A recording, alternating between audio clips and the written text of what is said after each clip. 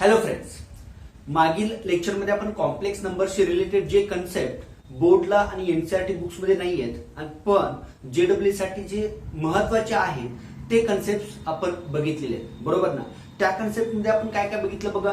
तर तुम्हाला आठवत असेल तर त्यामध्ये आपण डिस्टन्स फॉर्म्युला जो प्लेन मध्ये आहे तो आपण इथं कॉम्प्लेक्स नंबर्सच्या फॉर्म मध्ये पण आपण तो डिस्टन्स फॉर्म्युला बघितलेला आहे, बरोबर ना. त्याच्यानंतर दिलेले 3 पॉइंट्स आहेत, त्यामधला एखादा पॉइंट इतर दोघांना इंटरनली किंवा एक्सटर्नली डिवाइड करत असेल किंवा तो पॉइंट त्या 2 पॉइंटना जोडणाऱ्या सेगमेंटचा मिड पॉइंट असेल तर आपण त्याचाही फॉर्म्युला बघितलेला आहे, बरोबर. लक्षात घ्या, इथं सगळ्यात महत्वाचं काय आहे की आपण कुठलाही कॉम्प्लेक्स नंबर, समजा झेड हा कॉम्प्लेक्स नंबर दिलेला असेल, झेड इज इक्वल टू समजा एक्स प्लस आय बाय हा कॉम्प्लेक्स नंबर असेल तर तुम्हाला माहित आहे हा कॉम्प्लेक्स नंबर आपण ऑर्डर पेअर एक्स वाय च्या फॉर्म मध्ये कन्वर्ट करू शकतोय, बरोबर ना. त्यामुळं जे तुम्ही डिस्टन्स फॉर्म्युला वगैरे युज करताय तो सेम इथं युज केला तरी चालतो, कारण आन्सर तेच येणार आहे, लक्षात घ्या, बरोबर ना. नंतर बघा 3 कॉम्प्लेक्स नंबर्स असतील किंवा 3 पॉइंट्स आपण घेतले, ते 3 पॉइंट्स कोलिनियर कधी आहेत हेही आपण डिटर्मिनंटच्या साहाय्याने बघितलेलं आहे, बरोबर. If value of that determinant is equal to 0 then we say that 3 points are collinear. आता त्यामध्ये Z1, Z2, Z3 हे जर कॉम्प्लेक्स नंबर्स असतील तर आपण काय केलं होतं बघा, Z1 बार 1, Z2 बार 1 आणि Z3 बार 1 याचा डिटर्मिनंट आणि त्याची व्हॅल्यू काय यायला पाहिजे, 0 यायला पाहिजे, बरोबर. त्यात एक पॉइंट आपण एक्स्ट्राचा बघितला, कोणता बघा, डिटर्मिनंटची व्हॅल्यू जी आहे 2/2 चा डिटर्मिनंट तुम्ही 10th मध्ये बघितलाय क्रॅमर्स रूल मध्ये, बरोबर ना. लिनियर म्हणजे simultaneous linear equations in 2 variables, त्यामध्ये तुम्ही लास्ट मेथड बघितलेली ते सोल्युशनची, ज्याला आपण क्रॅमर्स रूल असं म्हणतोय. तिथं 2/2 चा डिटर्मिनंट आपण मेन डायगोनल मायनस सब डायगोनल, म्हणजे मेन डायगोनल्सचा प्रोडक्ट करतोय एलिमेंटचा मायनस सब डायगोनल्सच्या एलिमेंटचा प्रोडक्ट करतोय आणि मग ती असणाऱ्या त्या 2/2 च्या डिटर्मिनंटची व्हॅल्यू. तसंच आपण 3/3 च्या डिटर्मिनंटची पण व्हॅल्यू काढलेली, लक्षात घ्या. त्यासाठी आपण काय करतोय, जो पहिला रो आहे त्या पहिल्या रोचे इलेमेंट्स, फर्स्ट एलिमेंट घेतोय तो ज्या कॉलम मध्ये रो मध्ये आहे तो कॉलम रो ड्रॉप करतोय, 2/2 ची व्हॅल्यू घेतोय, minus second element of first row column row drop करतोय, नंतर राहिले 2/2 चा determinant plus third element of first row, तो ज्या रो मध्ये आणि ज्या कॉलम मध्ये आहे तो रो कॉलम ड्रॉप करताय, राहिलेला 2/2 चे डिटर्मिनंटची व्हॅल्यू फाइंड आउट करताय. तर तो पॉइंट खूप महत्वाचा आहे पाहणं, लक्षात घ्या. जिथं आपण डिटर्मिनंट 3/3 चा डिटर्मिनंट 3 रो आणि 3 कॉलम असणारा डिटर्मिनंट त्याची व्हॅल्यू आपण फाइंड आउट करतोय, तो पॉइंट खूप महत्वाचा आहे, लक्षात घ्या. आणि मग त्याच्यानंतर आपण स्ट्रेट लाईनचे इक्वेशन म्हणजे equation of line passing through 2 distinct points Z1 Z2, त्याच्यानंतर जनरल फॉर्म आपण बघितलेला आहे, त्याबरोबर इक्वेशन ऑफ सर्कल, बरोबर ना. आणि त्यानंतर आपण पुढचा जो पॉइंट बघणार आहोत तो पॉइंट आहे that is a equation of an ellipse आणि इक्वेशन ऑफ हायपरबोला. आता बघा, इलिप्स आणि हायपरबोला तसं बघितलं तर आपण 11th ला जेव्हा आपण रेग्युलर कॉलेज सुरू होईल तेव्हा तुम्हाला थेअरीला आहे हा topic, circles and conic section म्हणून एक टॉपिक आहे, बरोबर. आता आपण सर्कलची जर डेफिनेशन बघितली तर सर्कल म्हणजे काय म्हणतोय, आपण एक फिक्स पॉइंट आपण घेतोय, त्या फिक्स पॉइंट पासून इक्वल डिस्टन्स वरती असणाऱ्या सर्व पॉइंटच्या कलेक्शनला आपण काय म्हणतोय, सर्कल म्हणतोय, बरोबर. That fix point is said to be at centre and that fix distance is said to be radius, बरोबर ना. आता इथं काय झालं बघा, एक पॉइंट फिक्स आहे आणि त्या कर्ववरचे पॉइंट्स, त्या कर्ववरचा कुठलाही पॉइंट घेतला तर तो पॉइंट त्या फिक्स पॉइंट पासून कसा आहे, इक्वल डिस्टन्स वरती आहे, बरोबर ना. मग इथं पॉइंट आणि कर्ववरचा पॉइंट इथंपर्यंतच मर्यादित आहे, पण जेव्हा तुम्ही कोनिक सेक्शन कडे जाताय, कोनिक सेक्शन मध्ये काय होतं बघा, एक फिक्स पॉइंट असणार आहे, बरोबर. आणि त्याच्यानंतर एक कर्व, समजा मी कर्ववरचा एक पॉइंट असेल, समजा त्याला मी नाव दिलं P, हा फिक्स पॉइंट आहे, येस, बरोबर. आणि एक फिक्स लाईन आहे, लक्षात घ्या. काय काय बघा इथं, S is a fix point, yes, P is a variable point on the curve आणि here this D, suppose D is the fix line. मग काय होतं, जर मी S आणि P मधलं डिस्टन्स घेतलं म्हणजे SP, आणि समजा P आणि या लाईन मधलं डिस्टन्स म्हणजे इथं परपेंडिक्युलर टाकला PM म्हणतो मी, बरोबर. तर या डिस्टन्सचा जर रेशो घेतला आणि तो रेशो जर कॉन्स्टंट येत असेल तर आपण या कर्वला किंवा या जो काही प्रॉपर्टीज आहेत बरोबर ना. तर त्या कर्वला आपण काय म्हणतोय, कोनिक म्हणतोय. लक्षात घ्या, कोनिक सेक्शन असं म्हणतोय.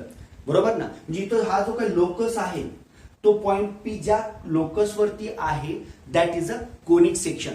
बरोबर ना. म्हणजे इथं काय होतं बघा, मग S P upon PM is equals to constant, आणि तो कॉन्स्टंट आपण काय करतोय, ई न डिनोट करतोय. लक्षात घ्या, म्हणजे हे जे मी सांगतोय that is totally related with this ellipse and hyperbola. Remember.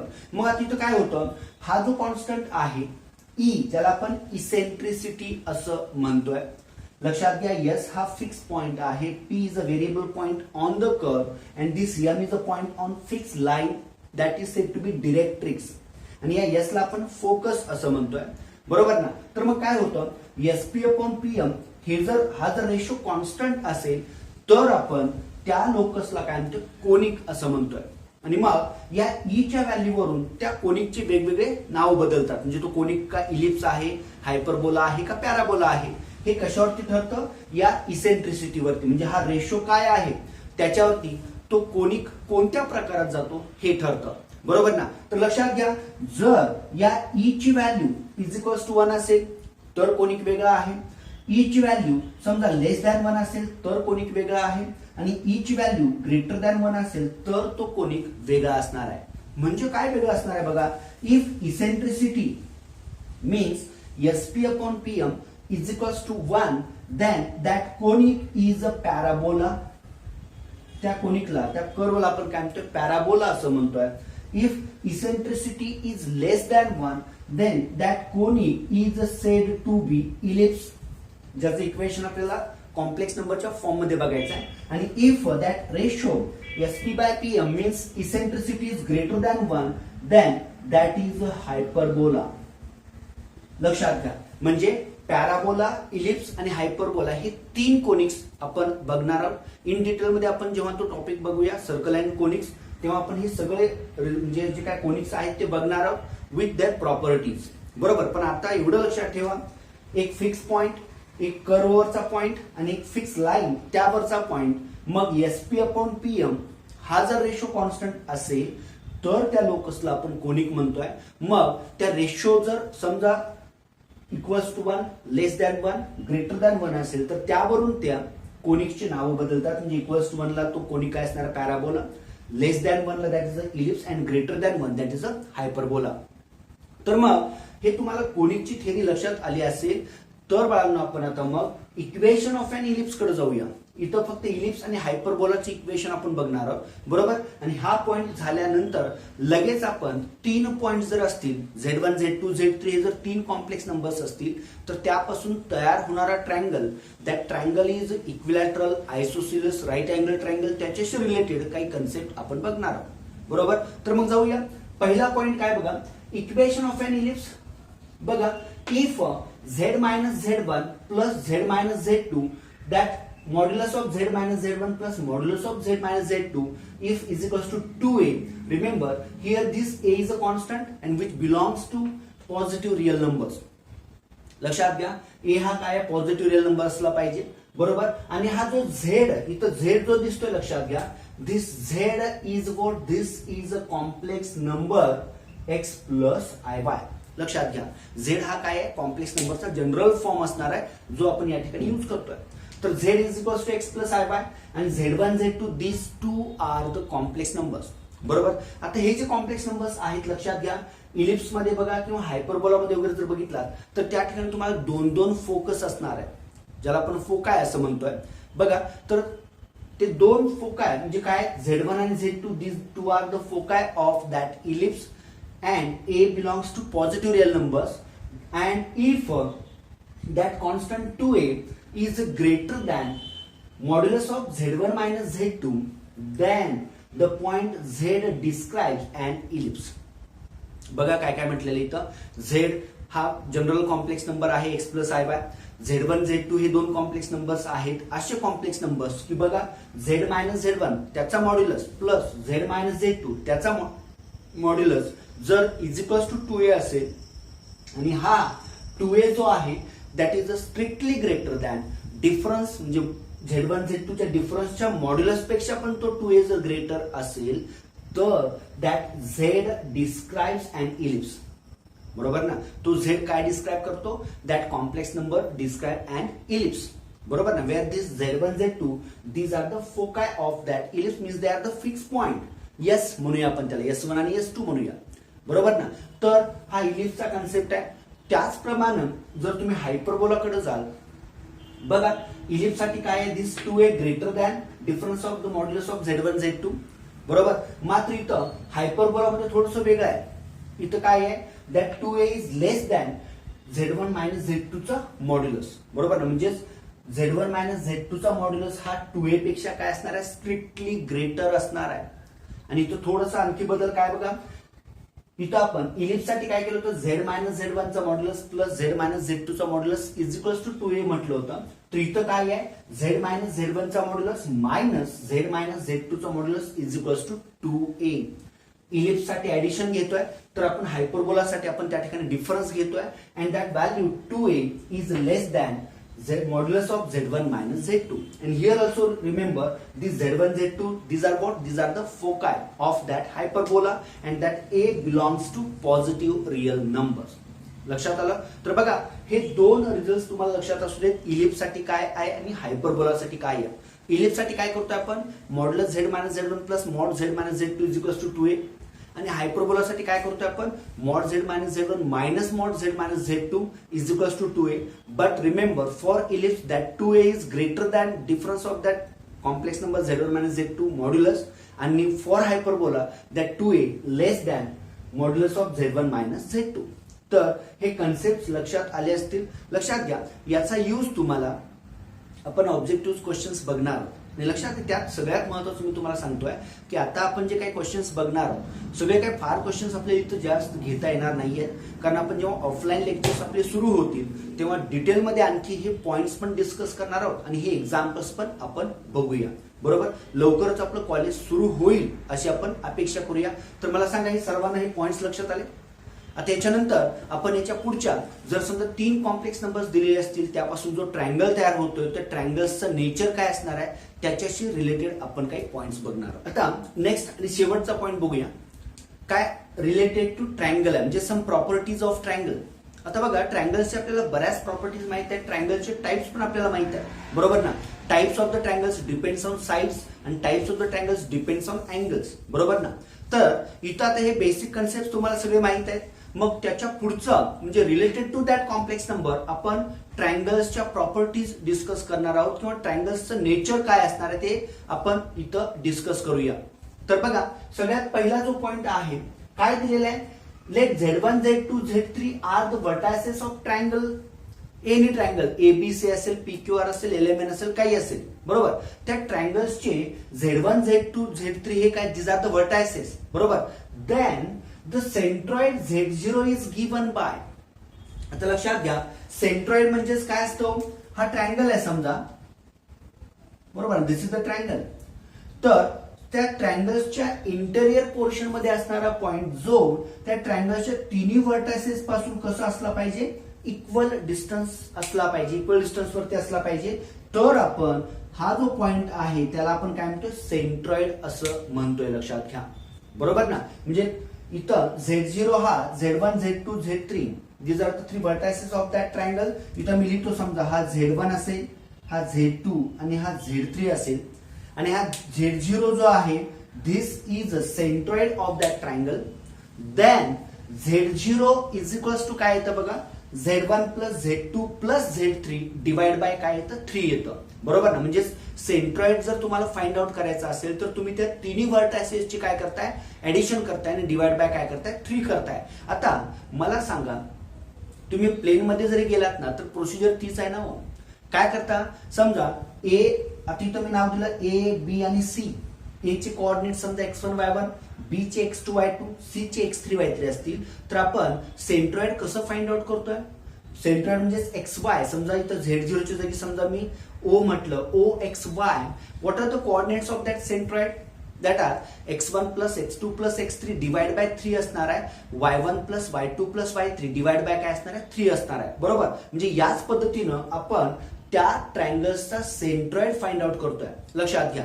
बरोबर, आता मग तसंच इथेही तुम्हाला काय म्हणजे तुम्हाला त्या पॉइंट्सच्या ऐवजी इथं काय म्हटलेले कॉम्प्लेक्स नंबर्स आहेत Z1 Z2 Z3. मग तुम्हाला त्या तिघांचंही ऍडिशन करा आणि ऍडिशन करताना काय करताय तुम्ही रिअल पार्ट्सचं ऍडिशन करणार आहे आणि इमॅजिनरी पार्ट्सचं ऍडिशन करणार आहे. मग जेव्हा तुम्ही हे सेपरेशन कराल तेव्हा येणारा नंबर हा सुद्धा काय असणार आहे A+IB च्या फॉर्म मध्ये असणार आहे. म्हणजे तोही काय झालाय कॉम्प्लेक्स नंबरच झाला. So centroid of that triangle is given bye Z1 plus Z2 plus Z3 divided by 3.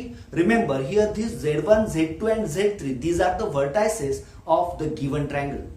आता मग इथं तुम्ही असंही म्हणू शकता इथं हा जर 3 मी लेफ्टला ट्रान्सफर केला तर हे काय होणार आहे बघा what this becomes this is 3Z0 is equals to Z1 plus Z2 plus काय असणार आहे Z3 असणार आहे. तर सेंट्रॉइड हा कन्सेप्ट लक्षात आला का बघा point which is equidistance from all the 3 vertices of the triangle and lies in the interior of the triangle is said to be centroid. बरोबर ना. आता मग इथं तुम्ही जर सेंट्रॉइड म्हणलात तर बघा त्याचं पुढं सर्कमसेंटर रिलेट मी तेव्हा तुम्हाला सांगेन ते एक्सप्लेन करेन. आता सेकंड पॉइंट काय बघा if the triangle is an equilateral triangle. आता मगाशी मी म्हटलं ट्रायंगल्सचे टाइप्स तुम्ही बघितलाय म्हणजे रिलेटेड टू देअर साइड्स आणि रिलेटेड टू देअर अँगल्स. बरोबर. जर all the 3 sides of the triangle are equal congruent then we say that triangle is an equilateral triangle. If any 2 sides are congruent then that triangle is a isosceles triangle, and if all the 3 sides are distinct then the triangle is a scalene triangle. Remember. आता मग इथे तुम्हाला काय दिलंय बघा triangle is an equilateral triangle then what the given Z1 square plus Z2 square plus Z3 square is equals to काय येतं बघा Z1 Z2 plus Z2 Z3 plus Z3 Z1. बरोबर. आणि आपल्याला माहिती आहे ना कॉम्प्लेक्स नंबर्सचं मल्टिप्लिकेशन कॉम्युटेटिव्ह आहे. तुम्ही Z1 Z2 घ्या किंवा Z2 Z1 घ्या we got the same answer. बरोबर. आणि लक्षात घ्या ही प्रॉपर्टी तुम्हाला लक्षात ठेवायची आहे कारण ऑब्जेक्टिव्ह मध्ये क्वेश्चन्स म्हणजे जर तो ट्रायंगल Z1 Z2 Z3 पासून तयार होणारा ट्रायंगल इक्विलॅटरल ट्रायंगल असेल तर कंडिशन काय असणार आहे तर ही कंडिशन तुम्हाला माहित असली पाहिजे. तर काय कंडिशन आहे बघा तिन्ही व्हर्टायसेस जे दिलेले आहेत त्यांचे स्क्वेअर्सची sum is equals to 2 consecutive येणाऱ्या म्हणजे तुम्ही सायक्लिक रोटेशन जर घेत गेला Z1 Z2 Z2 Z3 आणि Z3 Z1 त्या प्रोडक्टची सम इतकं काय असणार आहे प्रत्येक व्हर्टायसेसच्या स्क्वेअर्सचं म्हणजे तिन्हीची सम त्यांच्या स्क्वेअर्सची सम इज इक्वल्स टू काय असणार आहे त्यांचा प्रत्येक कॉन्झिक्युटिव्ह जे काही व्हर्टायसेस आहेत त्यांच्या प्रोडक्टच्या सम इतके असते. बरोबर. तर लक्षात आलं का बघा ट्रायंगल इक्विलॅटरल म्हणजे ऑल 3 साइड्स आर कॉन्ग्रुएंट कधी Z1 square plus Z2 square plus Z3 square is equals to काय येतं Z1 Z2 plus Z2 Z3 plus Z3 Z1. लक्षात आलं. त्याच्यानंतर the circumcentre Z0 is given by. आता हा सर्कमसेंटर सुद्धा काय बघा हा सर्कमसेंटर सुद्धा काय असणार आहे त्या तिन्ही व्हर्टायसेस पासून इक्विडिस्टन्स वरती असणार आहे.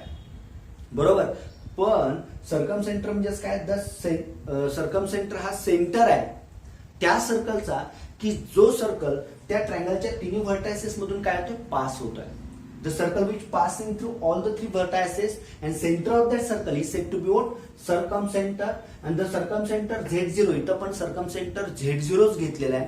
तर तो circumcenter Z0 कसं दिलं जातं बघा जर तो ट्रायंगल इक्विलॅटरल असेल तर Z1 square plus Z2 square plus Z3 square is equals to 3Z0 square किंवा इथं तुम्ही असं लिहू शकता Z0 square is equals to Z1 square Z2 square Z3 square आणि डिवाइड बाय किती येतं 3 येतं. लक्षात घ्या. तो दिस इज द व्हॅल्यू और this is the formula for finding circumcentre of equilateral triangle. बरोबर. आता त्याच्यानंतर नेक्स्ट कंडिशन आपल्याला बघायची आहे ते काय बघा if the triangle is isosceles and right angle triangle at Z3. आता बघा आयसोसेलेस ट्रायंगल म्हणजे काय एनी 2 साइड्स आर कॉन्ग्रुएंट आणि त्यानंतर आणखी काय म्हणजे राईट अँगल ट्रायंगल. आता राईट अँगल ट्रायंगल म्हणजे काय triangle contains 1 angle 90 degree then that triangle is said to be right angle triangle, right? So the triangle is isosceles and right angle at Z3 means at vertex Z3 angle is 90 degree and the adjacent 2 sides of that Z3 they are congruent. बरोबर ना कारण opposite side of 90 degree is hypotenuse and which is the largest side. मग राहिलेल्या 2 sides आपण काय म्हणणार congruent असल्या पाहिजेत कारण that triangle is isosceles and right angle triangle at Z3 then remember these 2 conditions are there. म्हणजेच काय Z1 plus Z2 plus Z3 square is equals to काय येतं बघा, Z1 Z2 ची सम आणि त्याला काय करताय 2 इंटू Z3. लक्षात घ्या 2 into Z3 ब्रॅकेटमध्ये Z1 plus Z2 हे दोन्ही कसे असणार आहेत, सेम असणार आहेत. कधी, if that triangle form by Z1 Z2 Z3 is isosceles and right angle triangle. बरोबर, म्हणजे Z1 square plus Z2 square plus Z3 square is equals to 2Z3 Z1 plus Z2. And what is the second condition, Z1 minus Z2 square is equals to 2 Z1 minus Z3 into Z3 minus Z2. लक्षात घ्या. तर या conditions तुम्हाला माहित असल्या पाहिजेत, तुम्हाला या कंडिशन्स लक्षात ठेवायच्या आहेत. तुम्ही स्टेट बोर्डचं म्हणजे आपलं स्टेट बोर्डचं असेल किंवा एनसीआरटीचं बुक्स जर बघितलं तर त्यामध्ये या कंडिशन्स नाही आहेत. एनसीआरटी मध्ये तसं बघितलं तर कॉम्प्लेक्स नंबरशी रिलेटेड कन्सेप्ट थोडेसे कमी आहे कम्पेअर्ड टू स्टेट बोर्ड. लक्षात घ्या. त्यामुळे तुम्ही दोन्ही बुक्स रेफर करा आणि त्यामध्ये तुम्हाला हे पॉइंट्स नाही आहेत, these are the extra points for जेडब्ल्यू मेन्स आणि ऍडव्हान्स लेवलसाठी हे तुम्हाला एक्स्ट्राचे काय म्हणतो पॉइंट्स आहेत, एक्स्ट्राच्या प्रॉपर्टीज आहेत रिलेटेड टू कॉम्प्लेक्स नंबर. बरोबर ना. तर आता या प्रॉपर्टीज सर्वांना लक्षात आलेले आहेत. या प्रॉपर्टीजशी रिलेटेड जे काही एक्झाम्पल्स आहेत ते एक्झाम्पल्स आपण नेक्स्ट लेक्चरला बघूया. पुढचं जे लेक्चर असणार आहे त्या लेक्चरला पूर्ण आपण या प्रॉपर्टीजशी रिलेटेड आपण एक्झाम्पल्स बघणार आहोत आणि मग त्याच्यानंतर आपण नेक्स्ट टॉपिक स्टार्ट करतोय. टॉपिक तुमच्या सर्वांच्या आवडीचा आहे, दॅट इज अ ट्रिग्नॉमेट्री. मग ट्रिग्नॉमेट्रीशी रिलेटेड इकडे स्टेट बोर्डला जवळपास 4 टॉपिक्स आहेत ट्रिग्नॉमेट्रीशी रिलेटेड. ते टॉपिक्स आपण म्हणजे ते जे 4 टॉपिक्स आहेत त्यातला पहिला टॉपिक आपण पुढच्या म्हणजे आता एक लेक्चर आपल्याला याच्या एक्झाम्पलसाठी लागेल, त्याच्यानंतर आपण ट्रिग्नॉमेट्री हा टॉपिक स्टार्ट करणार. तर लक्षात घ्या, तुम्ही सर्वजण अभ्यास करा, दिलेला होमवर्क त्यावेळेस सॉल्व्ह करा. तुम्हाला मी ऑब्जेक्टिव्ह क्वेश्चन्स पण सेंड केले होते आपल्या ग्रुपवरती, ते क्वेश्चन्स पण तुम्ही सोडवा. त्यामध्ये काही डाऊट्स असतील तर तुम्ही मला कमेंट्समध्ये लिहा, काय डाऊट्स असतील तर, किंवा कुठला एखादा पॉईंट लक्षात आला नसेल तर तोही तुम्ही मला डायरेक्ट विचारला तरी चालेल. चालतं. तर नेक्स्ट लेक्चरला आपण या एक्स्ट्राच्या प्रॉपर्टीजवरचे एक्झाम्पल्स बघूया आणि त्याच्यानंतरच्या लेक्चरला आपण नवीन टॉपिक स्टार्ट करूया, दॅट इज अ ट्रिग्नॉमेट्री.